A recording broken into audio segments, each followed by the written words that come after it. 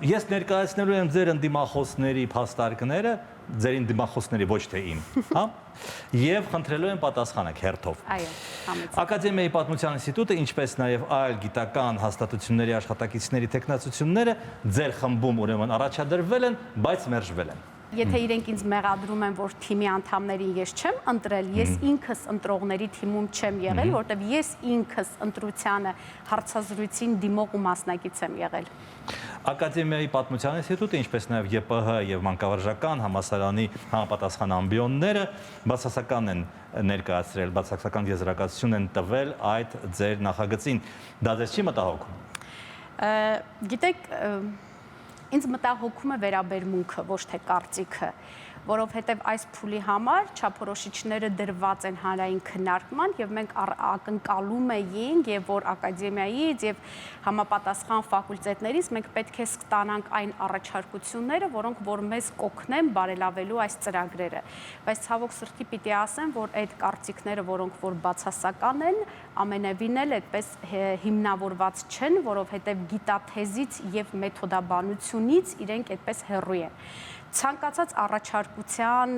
ամենասուր քննադատության առջև բացենք ու բացենք լսելու, խորհելու, մտածելու, համալրելու ու լրացնելու ծրագրերը։ Նախագծում բացակայում է հայրենասիրություն հասկացությունը։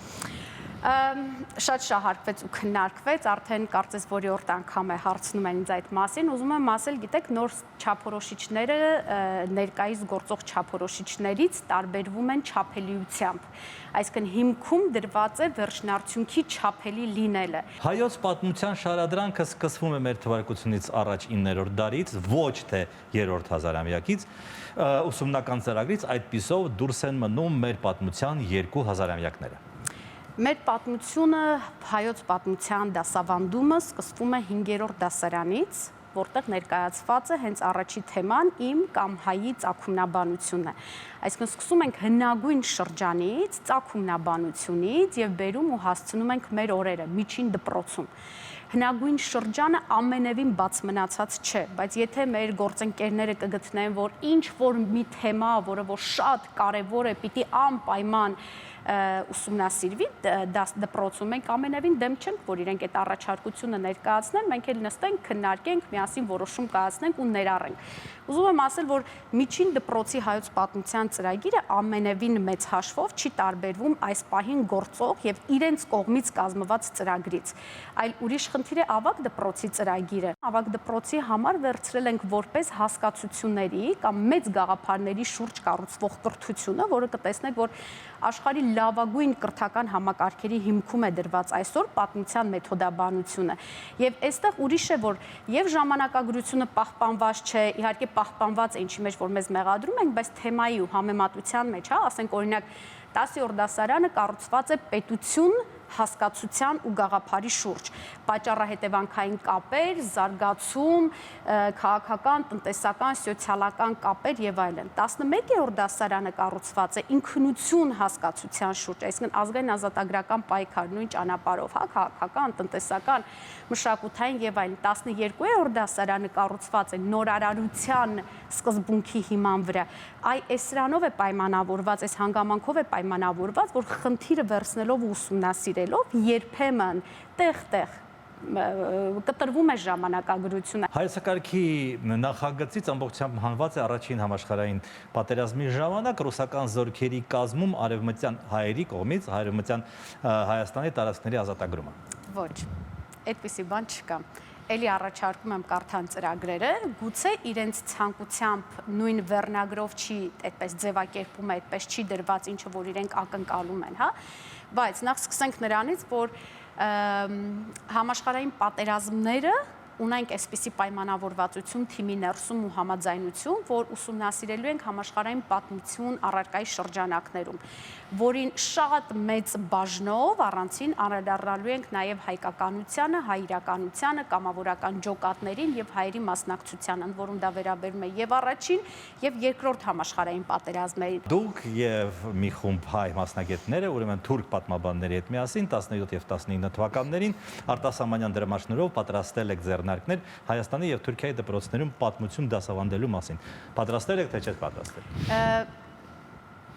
տեղեկատվությունը լրիվ այլ մոտեցմամբ է ներկայացված ու լրիվ խեղաթյուրված է։ Ես մասնակցել եմ մի ծրագրի, որին մասնակցել են նաև թուրք պատմաբաններ։ Եվ ծրագրի նպատակը եղել է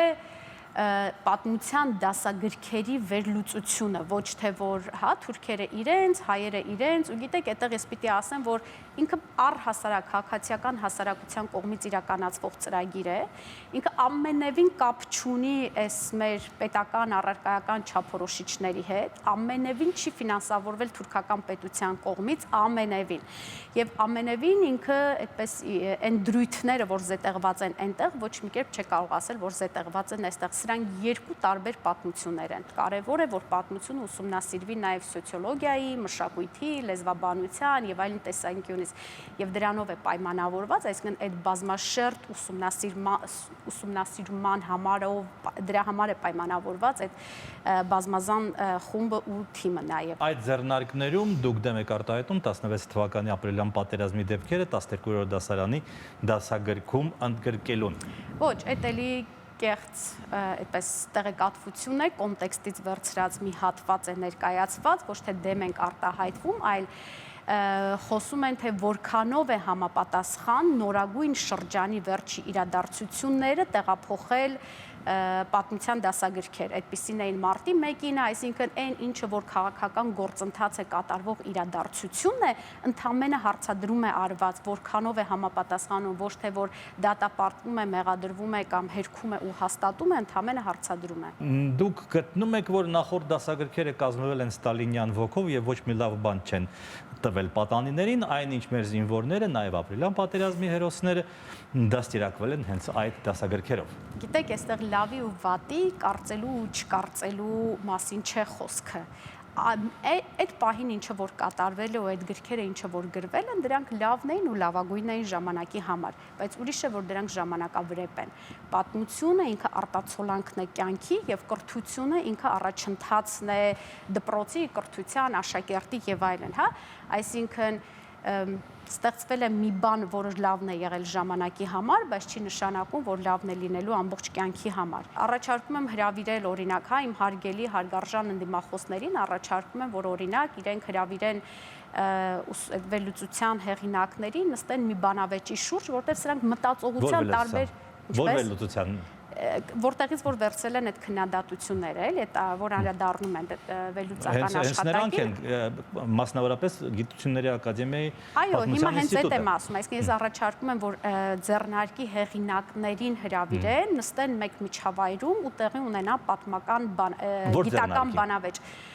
Այդ հայ-թուրքական Այո, ձեռնարկի։ հայ-թուրքական, այսինքն դա կոչվում է ոչ թե հայ-թուրքական, այլ ինքը կոչվում է պատմության դասավանդումը Թուրքիայում եւ Հայաստանում, վերլուծություն եւ առաջարկություններ, այսպես է կոչվում, այդ ձեռնարկի մասին է խոսքը, որպեսզի դա գիտական դաշտ տեղափոխվի, ոչ թե այսպես լինի ուղակի բամբասանք ետևից կամ վերլուծություն, ինչպես որ իրենք են ուզում ներկայացնել, որովհետեւ տարբեր մոտեցումներ են, մտածողության տարբեր ձևերի մասին է խոսքը։